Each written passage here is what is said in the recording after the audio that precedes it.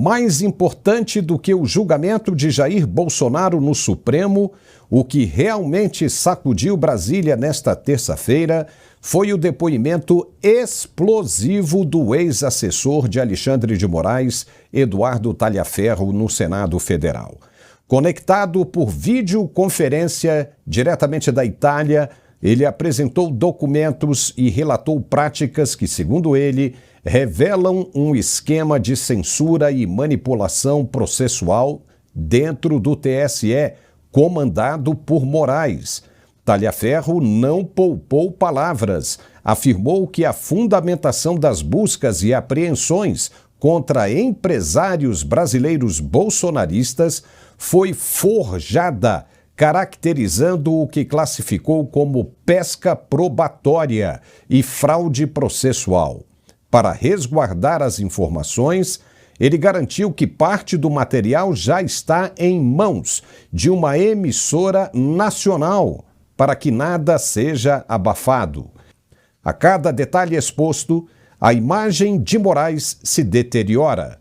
O depoimento deixou claro que o ministro, longe de atuar como magistrado imparcial, teria transformado a toga em instrumento de poder político, perseguindo adversários e atropelando garantias fundamentais.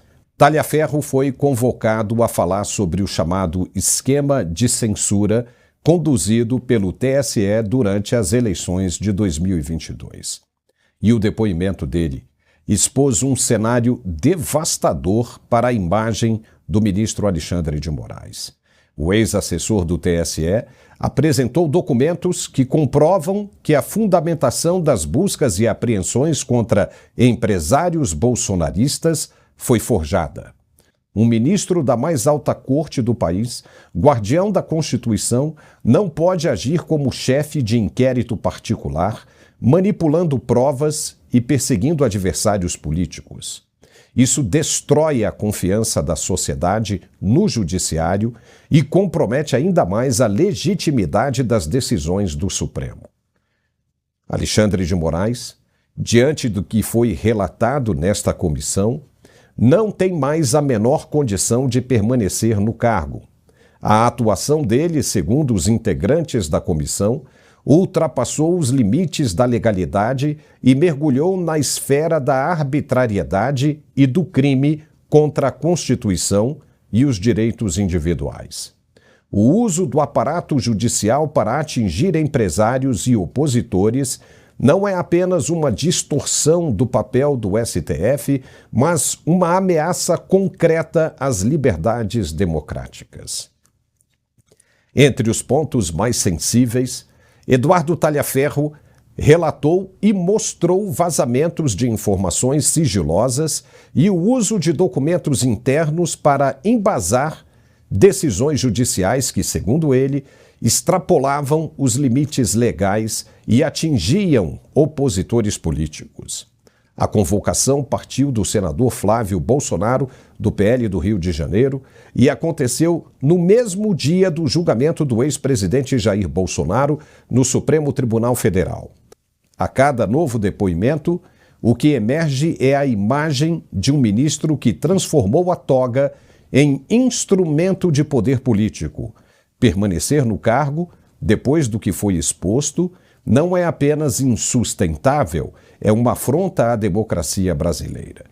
O senador Magno Malta fez uma pergunta e veja como ele, Talhaferro, respondeu. Talhaferro, o senhor confirma a existência de uma força-tarefa informal no TSE e STF para monitorar cidadãos e emitir certidões positivas sem provas materiais?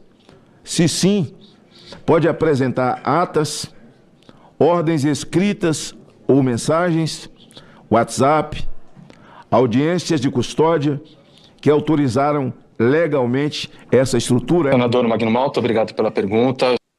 Confirmo sim, e de fato, não só no sentido das certidões feitas com relação ao 8 de janeiro, mas em todo o trabalho, no período eleitoral, houve-se não um monitoramento, mas sim um direcionamento determinado por Alexandre de Moraes, ministro do Supremo Tribunal Federal e, à época, presidente do Tribunal Superior Eleitoral, onde ele enviava a mim e a outras pessoas vídeos, publicações em redes sociais, nomes, para que nós fizéssemos um levantamento e, até então, confeccionássemos um relatório, no qual esse relatório seria encaminhado para Tribunal Superior Eleitoral, em seu gabinete, ou no Supremo Tribunal Federal, para o seu gabinete de lá, para que ele, via STF ou via TSE, o que naquele momento ele achava que era o melhor, porque é uma observação muito importante, muitas coisas acabavam saindo pelo Tribunal Superior Eleitoral, visto a menor burocracia, uma vez que Alexandre de Moraes era o presidente. Então, muitas vezes, isso era escolhido por ele. Quando não possível, ou quando é não tão urgente, ou com uma maior necessidade de como eu vou explicar, um trabalho mais elaborado, de uma participação de uma Polícia Federal ou de outros órgãos, era encaminhado para o Supremo Tribunal Federal e lá, sim, ele fazia toda essa maracutaia judicial que todos aí estão vendo e todos já sabem.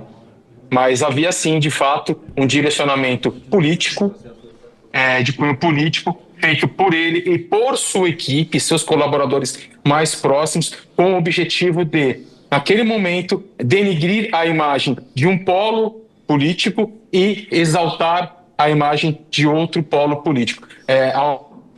Isso é gravíssimo e isso atentou contra as eleições. Que existe, sim, o material e que o material é verdadeiro, já inclusive atestado, que eu não deixaria de tomar esse cuidado com um perito chamado Wanderson Castilho, para que ele atestasse todo o material que eu estou apresentando e que eu vou colocar à disposição dessa comissão é um material fidedigno, com seus devidos hashes, com sua cadeia de custódia preservada, é um material garantido sem qualquer tipo de manipulação.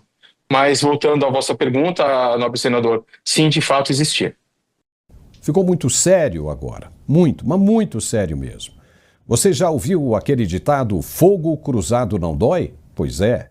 O depoimento bombástico de Eduardo Talhaferro aconteceu no mesmo dia e na mesma hora em que o ministro começou a condenação do ex-presidente Bolsonaro. Essas revelações, se as provas forem apresentadas fisicamente e se elas forem reais, verdadeiras, então não haverá mais como o senador, na pessoa do senhor Davi Alcolumbre, não digo nem o senador, ele também, mas o Senado como um todo, e principalmente o senador Davi Alcolumbre, segurar mais um pedido de impeachment. O presidente do Supremo, Luiz Roberto Barroso, não vai mais haver possibilidades dele defender o ministro sancionado, porque quem o fizer estará cometendo crime também, e sério. Obviamente que se essas provas forem auditadas e forem verdadeiras. Crime de prevaricação e vários outros, como formação de quadrilha e organização criminosa.